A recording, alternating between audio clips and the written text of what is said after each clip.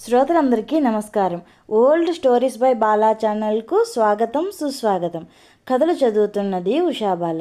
ఈరోజు కార్తీక పురాణం 12వ అధ్యాయం చూద్దాం.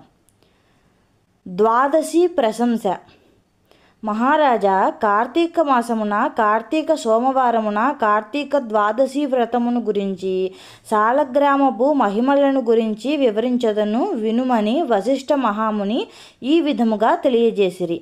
కార్తీక సోమవారము నాడు ఉదయమునే లేచి కాలకృత్యములు తీర్చుకొని నదికి వెళ్ళి స్నానము చేసి ఆచమనము చేయవలేను. తరువాత శక్తి కొలది బ్రాహ్మణునకు దానమిచ్చి ఆ రోజంతయు ఉపవాసముండి సాయంకాలము శివాలయమునకు గాని విష్ణాలయమునకు గాని వెళ్ళి దేవుని పూజించి నక్షత్ర దర్శనం చేసుకొనిన పిమ్మట భుజింపవలేను. ఈ విధముగా చేసిన వారికి సకల సంపదలు కలుగుటే గాక మోక్షము కూడా పొందుదురు. కార్తీక మాసములో శని త్రయోదశి వచ్చిన ఎడల నా వ్రతమాచరించినచో 100 రెట్లు ఫలితము కలుగును. కార్తీక శుద్ధ ఏకాదశి రోజున పూర్ణోపవాసముండి ఆ రాత్రి విష్ణాలయమునకు వెళ్ళి శ్రీహరిని మనసారా ధ్యానించి శ్రీహరి సన్నిధిని పురాణ కాలక్షేపము చేసి మరునాడు బ్రాహ్మణ సమారాధన చేసిన 1,000,000 యజ్ఞముల ఫలితము కలుగును. ఈ విధముగా చేసిన వారలకు సూర్యగ్రహణ సమయమున గంగా నదిలో స్నానము చేసి 1,000,000 బ్రాహ్మణులకు భోజన దానము చేసిన ఎంత పుణ్యము కలుగునో దానికంటే అధికముగా ఫలము కలుగును.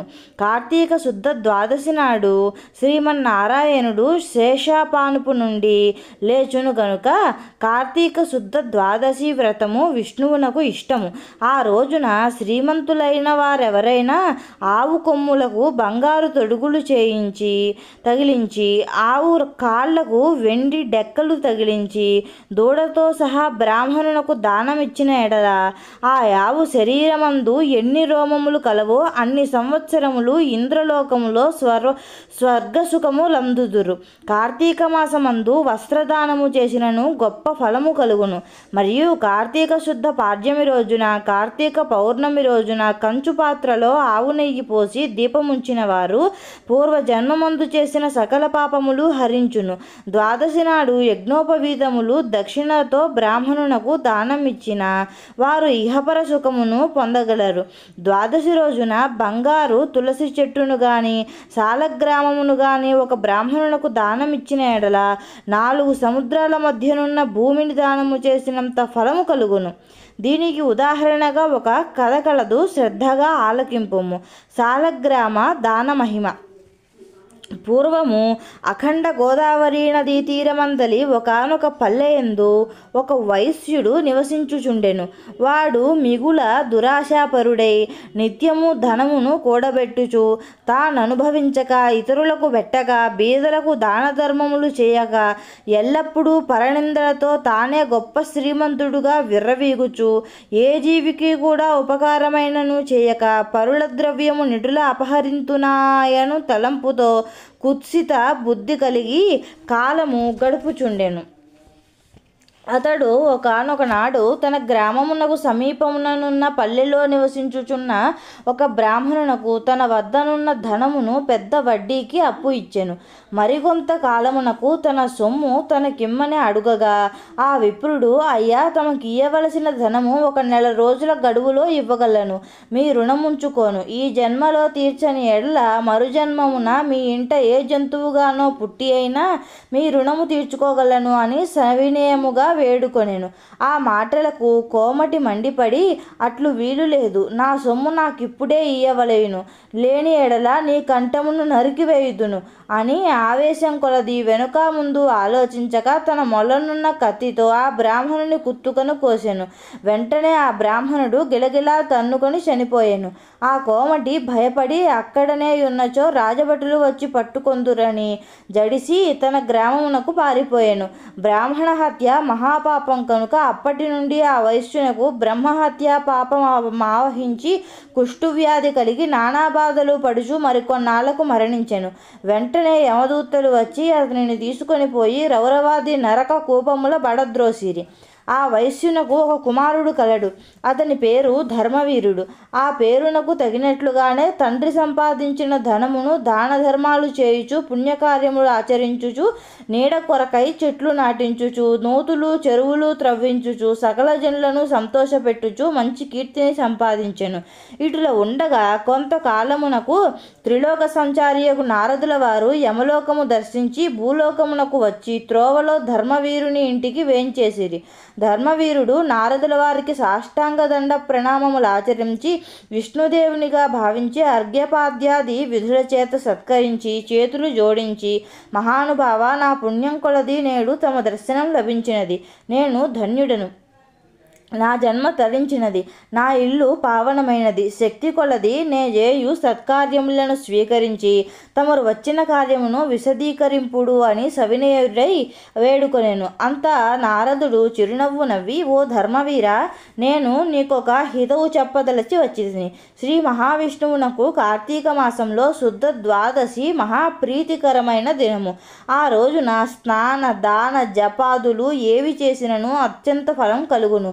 4 జాతులలో ఏ జాతి వారైనను, స్త్రీ అయినా, పురుషుడైనా, జారుడైనా, చోరుడైనా, పతివ్రత అయినా, వ్యభిచారిణి అయినా కార్తీక శుద్ధ ద్వాదశి రోజున సూర్యుడు తులారాశి యందు ఉండగా నిష్ఠగా ఉపవాసముండి సాలగ్రామ దానములు చేసిన ఎడల వెనుకటి జన్మలందు ఈ జన్మమందు చేసిన పాపములు పోవును. నీ తండ్రి యమలోకంలో మహా నరక బాధలు అనుభవించుచున్నాడు. అతనిని ఉద్ధరించుటకై నీవు సాలగ్రామ దానము చేయక తప్పదు. అట్లు చేసి నీ తండ్రి రుణం తీర్చుకొనుము అని చెప్పాను. అంతటా ధర్మవీరుడు, నారద మునివర్య, నేను గోదానము, భూదానము, హిరణ్యదానము మొదలైన మహాదానములు చేసి ఉంటిని. అటువంటి దానములు చేయగా నా తండ్రికి మోక్షము కలుగునప్పుడి సాలగ్రామం అనే రాతిని దానము చేసినంత మాత్రమున ఆయన ఎట్లు ఉద్ధరింపబడునా అని సంశయము కలుగుచున్నది. దీనివలన ఆకలి కొన్నవాని ఆకలి తీరునా, దాహం కొన్నవానికి దాహం తీరునా కాక ఎందులకి దానము చేయవలేను? నేను ఈ సాలగ్రామ దానం మాత్రం చేయజాలనని నిష్కర్షగా పలికెను. ధర్మవీరుని అవివేకమునకు విచారించి, వైశ్యుడా, సాలగ్రామమును శిలామాత్రముగా ఆలోచించితివి. అది శిల కాదు, శ్రీహరి యొక్క రూపము. అన్ని దానముల కంటే సాలగ్రామ దానం చేసినచో కలుగు ఫలమే గొప్పది. నీ తండ్రిని నరకబాధ నుండి విముక్తిని గావింప నించితివేని ఈ దానము తప్ప మరొక మార్గము లేదు అని చెప్పి నారదుడు వెడలిపోయాను. ధర్మవీరుడు ధనబలము గలవాడైయుండియు దాన సామర్థ్యము కలిగియుండియు కూడా సాలగ్రామ దానము చెయ్యలేదు. కొంతకాలమునకు అతడు చనిపోయాను. నారదుడు చెప్పిన హితబోధను పెడచెవిని పెట్టుట చేత మరణానంతరమేడు జన్మల యందు పులియై పుట్టి, మరి 3 జన్మల యందు వానరమై పుట్టి, 5 జన్మలు ఎద్దుగా పుట్టి, 10 జన్మలు మానవ స్త్రీగా పుట్టి, 10 జన్మలు పందిగా జన్మించి ఉండెను. అట్లు జరిగిన తరువాత 11వ జన్మలో ఒక పేద బ్రాహ్మణుని ఇంట స్త్రీగా పుట్టి ఆమెకు యవ్వన కాలం రాగా ఆ పేద బ్రాహ్మణుడు ఒక విద్వాంసునకు ఇచ్చి పెండ్లి చేసెను. పెండ్లి అయిన కొంతకాలమునకు ఆమె భర్త చనిపోయాను. చిన్నతనమందే ఆమెకు అష్టకష్టములు సంభవించినందులకు తల్లిదండ్రులు బంధుమిత్రులు చాలా దుఃఖించిరి. తండ్రి ఆమెకు ఈ విపత్తు ఎందువలన కలిగినా అని దివ్య దృష్టితో గ్రహించి వెంటనే ఆమె చేత సాలగ్రామ దానము చేయించి నాకు బాల వైధవ్యమునకు కారణమైన పూర్వజన్మ పాపము నశించుగాక అని చెప్పించి సాలగ్రామ దాన ఫలమును దారబోయించెను. ఆ రోజు కార్తీక సోమవారం ఒకటి వలన ఆ సాలగ్రామ దాన ఫలముతో ఆమె భర్త జీవించెను. పిదప ఆ నూతన దంపతులు చిరకాలము సకల సౌఖ్యములతో జీవించి జన్మాంతరమున స్వర్గమున కలిగిరి. మరికొంత కాలమునకు ఆ బ్రాహ్మణ పుత్రిక మరొక బ్రాహ్మణుని ఇంట కుమారుడుగా పుట్టి నిత్యము సాలగ్రామ దానము చేయుచు ముక్తి నొందెను. కావున ఓ జనక, కార్తీక శుద్ధ ద్వాదశి రోజున సాలగ్రామ దానం చేసిన దానఫలము ఇంతింత కాదు, ఎంతో ఘనమైనది. కావున నీవును ఆ సాలగ్రామ దానమును చేయుము. ద్వాదశాధ్యాయము 12వ రోజు పారాయణం సమాప్తం. 13వ అధ్యాయము మరొక వీడియోలో చూద్దాం. అంతవరకు నమస్కారం.